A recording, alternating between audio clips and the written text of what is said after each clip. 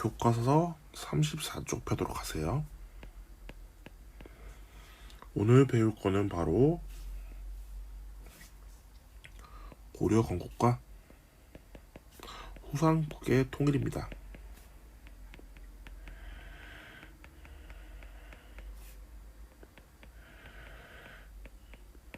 자, 우리 한번 다시 정리해 볼게요. 우리나라 최초의 국가 바로 뭐가 있었어요? 네, 고조선이 있었습니다.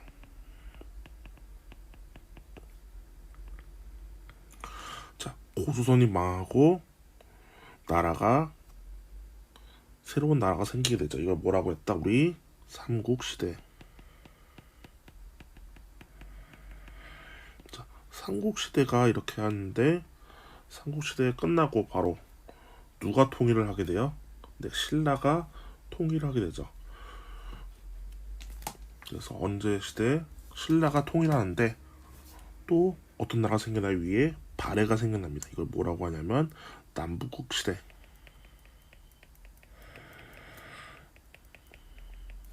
자, 이제 이 다음인 우리가 이 시기를 지금부터 배워볼 겁니다. 자, 삼국 통일을 누가 했다고 했죠? 네, 신라가 했습니다. 그래서 한반도에 남쪽을 누가 지배하게 돼요? 신라가 지배하고 북쪽은 어느 나라가 지배하게 됩니까? 네, 북쪽은 발해가 지배하게 됩니다.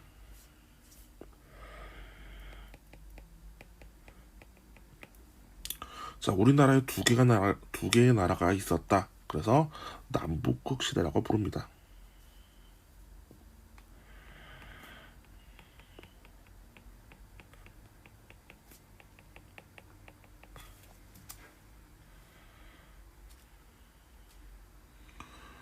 자,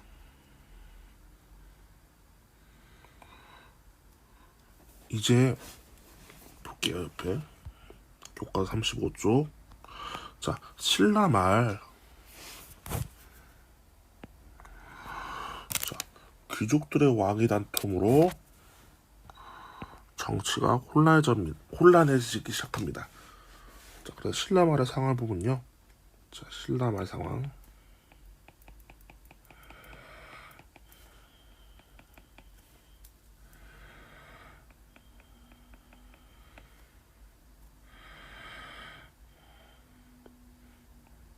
일 번 왕권 다툼으로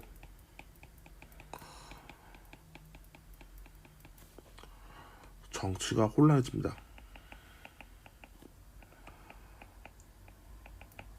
또 왕이 너무 자주 바꾸니까 어떻게 해요? 왕권이 약화됩니다.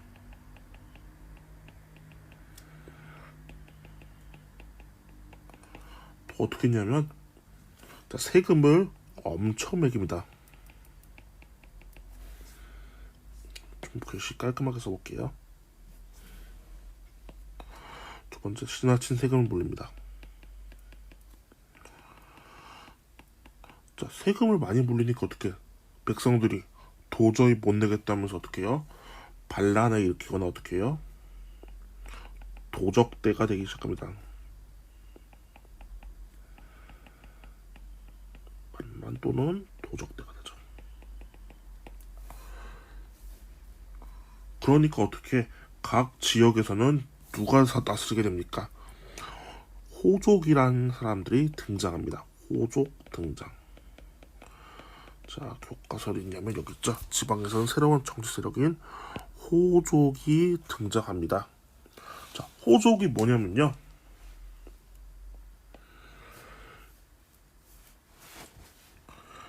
호족 신라 말에 등장한 거예요. 신라 말에 등장.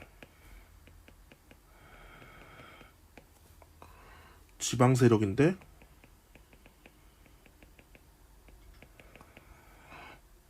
군사력과 경제력이 있어요.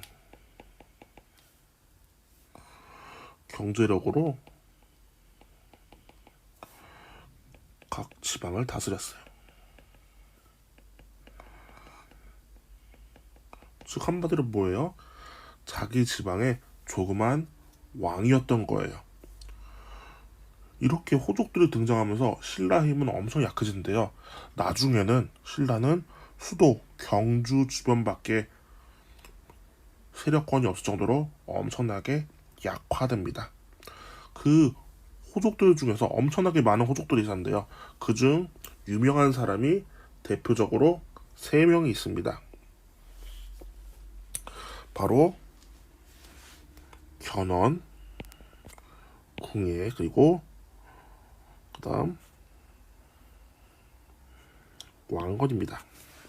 이 3명의 호족이 대표적으로 하기 시작하죠. 자,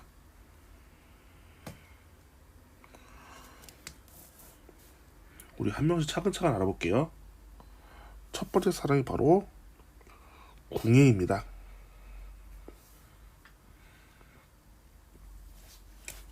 자, 궁예는 본인이 신라의 왕자라고 주장했어요.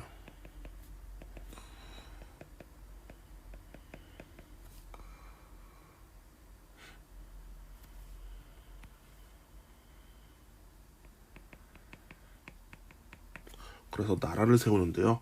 본인이 세운 나라가 어디냐 바로 후고구려입니다.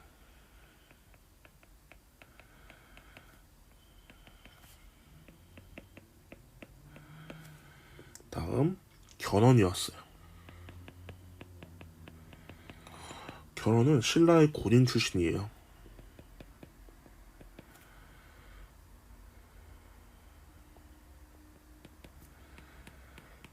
그리고 어떤 나라를 세우냐면 후백제를 세웁니다.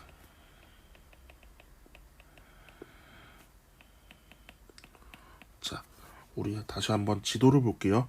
역사를 공부할 때 지도는 매우 중요합니다.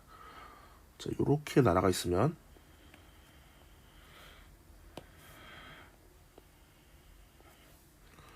자, 이 위쪽이 어느 나라라고 했어요? 그쵸, 발해였어요.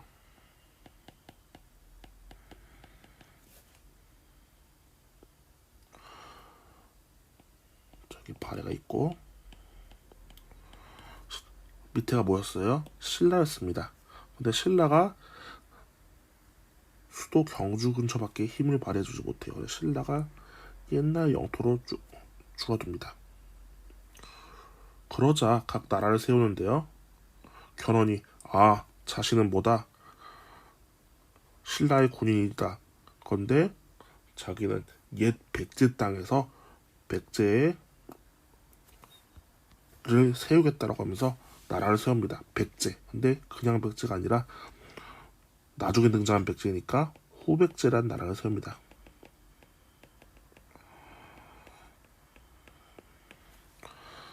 자, 그리고 견훤은 우리는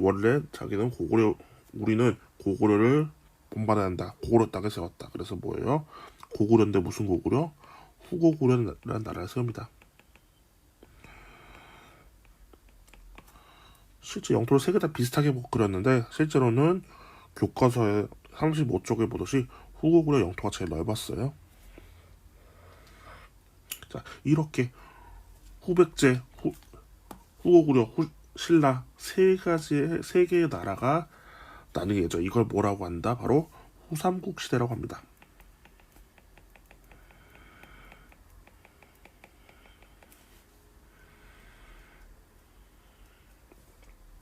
자, 아까 한 명 빼먹은 사람 있었죠. 누구? 바로 왕건입니다.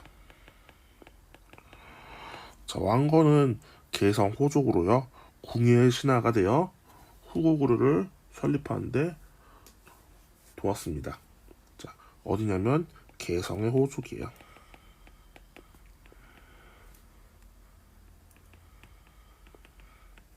그 다음 궁예의 신하였죠.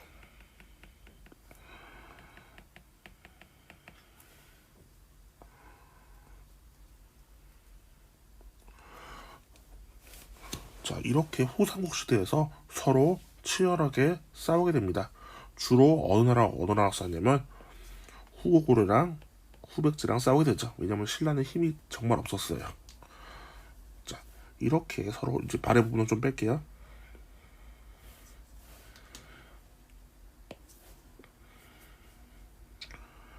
자, 이렇게 치열하게 싸우는데, 아이고 지도 좀 이상하네요.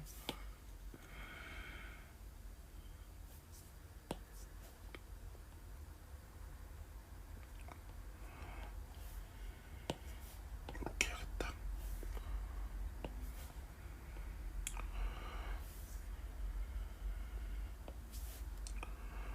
자,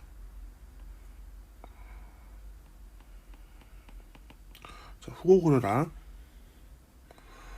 후백제랑 신라랑 세 나라가 싸우는데 신라는 거의 힘이 없었다고 그랬어요.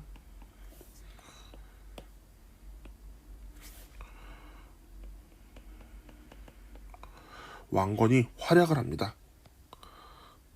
대표적인 활약을 한 것이 왕건이 새로운 생각을 냅니다.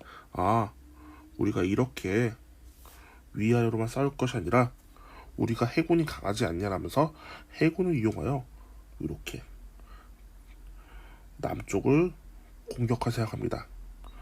그래서 실제로 성공을 거두어 나주 지방을 점령하게 됩니다. 그래서 이렇게 점령하게 되죠.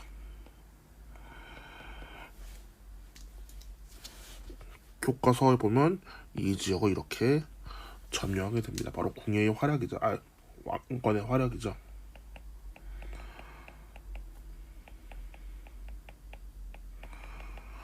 실제로 지금은 여기가 사람들이 많이 살지 않지만 옛날에는 쌀이 많이 나는 매우 중요한 지역이었습니다. 이 나주 지역이 중요한 이유는 매우 중요했죠. 실제로 우리가 전라도라고 이름 붙인 게 전주 그리고 나주의 앞글자를 따서 지은 걸 정도로 나주는 매우 중요한 도시였습니다. 그렇게 함락시킬 정도로 왕건이 활약을 하게 됩니다. 그런데 이때부터 궁예가 조금 이상해지기 시작합니다. 궁예는 갑자기 본인이 미륵이라고 하기 시작합니다. 그러면서 사람들의 마음을 꿰뚫어보는 관심법을 쓸 수 있다고 말을 하기 시작합니다. 나는 미륵이기 때문에 너희들의 마음을 꿰뚫어본다고 합니다. 그러면서 무고한 사람들을 몰아 죄를 묻기 시작하고 사형을 처하는 등 많은 악행들을 저지르게 됩니다. 네, 결국 왕건은 궁예를 몰아내게 됩니다. 궁예가 왕건마저 죽이려고 하자 왕건은 여러 신하들과 힘을 합쳐서 왕건이 궁예를 몰아내게 됩니다. 그리고 새로운 나라를 세우는데 나라 이름을 고려라고 합니다. 왜 고려냐면요, 고구려의 고를 뺀 거죠. 고려, 즉 고려의 역사를 계승하겠다는 의지를 보인 거로요. 실제로 고려는 건국 내내 고구려의 옛 땅을 찾으려고 노력을 하기 시작합니다. 그래서 고려를 세웠죠. 자, 그래서 고려는 후백제랑 서로 치열하게 전쟁을 하기 시작합니다. 후백제 왕인 견훤이랑 전쟁을 하면서 서로 이기고 지고 쉽지 않습니다. 고려는 여러 호족들을 자신의 편으로 받아들였는데요. 어떻게 편을 받아들였냐면 바로 혼인을 통해 편으로 받아들였습니다. 즉 호족들과 혼인하기 시작합니다. 호족의 딸들과요. 얼마나 많이 혼인했냐면 무려 부인이 29명이었다고 합니다. 자, 이제 후백제와 전투를 하기 시작하는데, 자, 후백제는 자, 편의상 땅을 이렇게 할게요. 편의상 고려 백제 후백제 그리고 여기 신라입니다.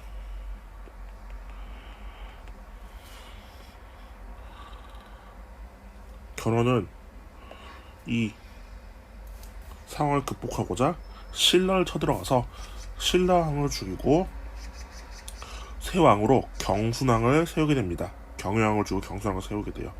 왕건이 이 소식을 듣고 신라를 구하기 위해 전투를 하게 됩니다. 그런데 공산성 전투에서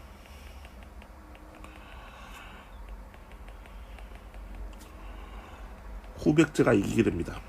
그래서 고려는 힘을 매우 잃게 되죠.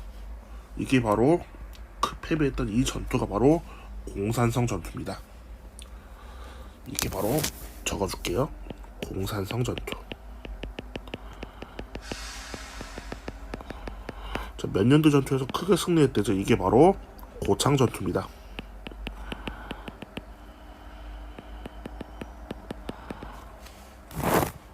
삼 년 뒤에 열심히 힘을 갈고 닦아 고창 전투에서 승리하게 됩니다. 고창이 지금의 어디냐면 안동이에요. 자, 이렇게 치열하게 싸우는데 문제는 아직 끝나지 않았습니다. 그런데 이제 견훤이 나이가 많아서 자기 왕을 물려주러 갑니다. 왕이 여러 명의 아들이 있었는데요.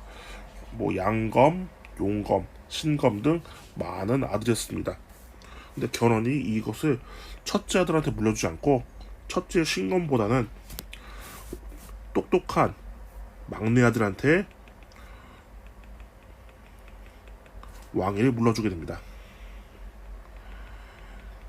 막내 아들이 뭐냐면 금강이었어요. 그러자 첫째 아들 신검이 어떻게 해요? 반란을 일으킵니다.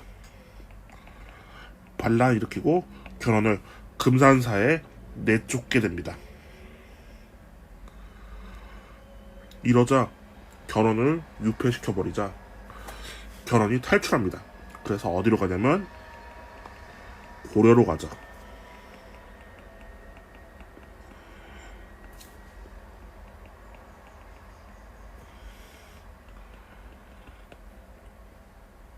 결국 견훤마저 고려한테로 가게 됩니다. 신라도 도저히 못 버티고 이제 도저히 끝이 안 난다 하면서 결국 신라 역시 고려에 항복합니다.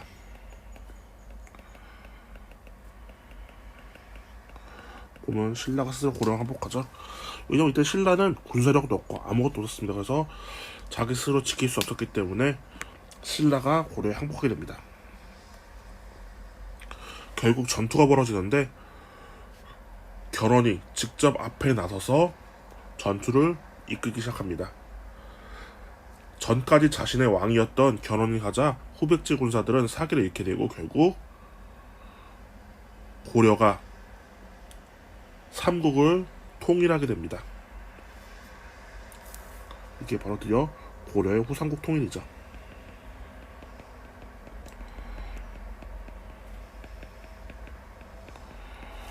자, 그래서 고려는 어떻게 했냐면 특징, 불교를 장려합니다. 우리가 쭉 나오겠지만 고려는 불교를 매우 장려했어요. 두 번째, 자, 백성 생활 안정시키기 위해 노력했습니다. 아까 유민들이 많이 발생하고 도적들이 많이 발생했죠.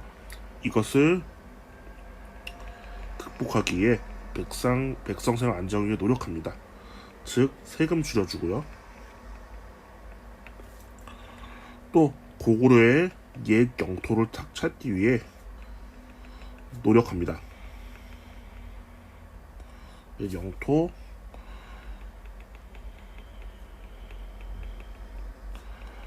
그래서 고려는 계속 북쪽으로 나가려 하고 치열하게 싸우게 됩니다. 이때 한국의 상을 보면 드디어 고려가 통일합니다. 자, 한반도를 그려볼게요.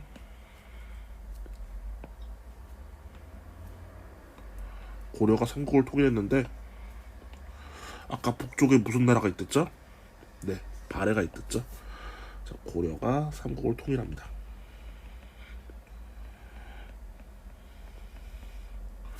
위쪽에 발해란 나라는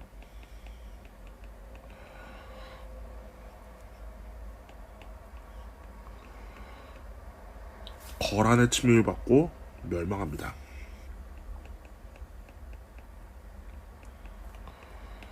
그러자 발해의 유민들, 발해의 후손들이 어떻게 해요? 고려로 와서 발해 유민들을 받아들이기 시작합니다. 그래서 북쪽으로 점차 영토를 넓혀 나갔죠. 하지만 다음에 배우겠지만 생각보다 북쪽으로 영토를 많이 넓혀가지 못합니다. 왜냐면 이 당시에는 북방 민족들의 힘이 엄청 강하던 시절이었고요. 또 슬프게도 좀 있다가 몽고가 엄청난 힘을 이룩하기 시작합니다. 교과서 37쪽 볼게요. 자, 왕건이 궁예를 몰아내고 왕의 될 수 있었던 까닭. 호조가 어떻게 자식 편으로 만들었는지 볼게요.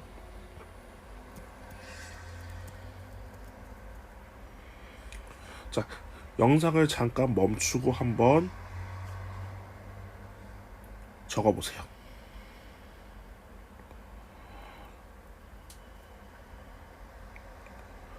자, 볼게요. 왕건이 궁예를 몰아내고 왕이 될 수 있던 이유는 뭘까요? 왕건은 궁예를 몰아내고 호족들을 자기 편으로 만들었죠. 어떻게 자기 편으로 만들었어요? 호족들을 포용하여 결혼을 하기 시작합니다. 그런데 문제가 생겼죠. 나중에 우리가 다음 시간에 배우겠는데 아들 25명과 딸 9명이었어요. 아들끼리 어떻게 돼요? 왕위를 일으키려고 경쟁을 벌이기 시작합니다. 결국 2대 왕 때 왕건이 죽고 그 다음 왕 때 고려는 왕위 계승 문제로 엄청난 골치를 썩게 됩니다. 자, 오늘 수업 여기까지입니다. 모두 수고 많았어요.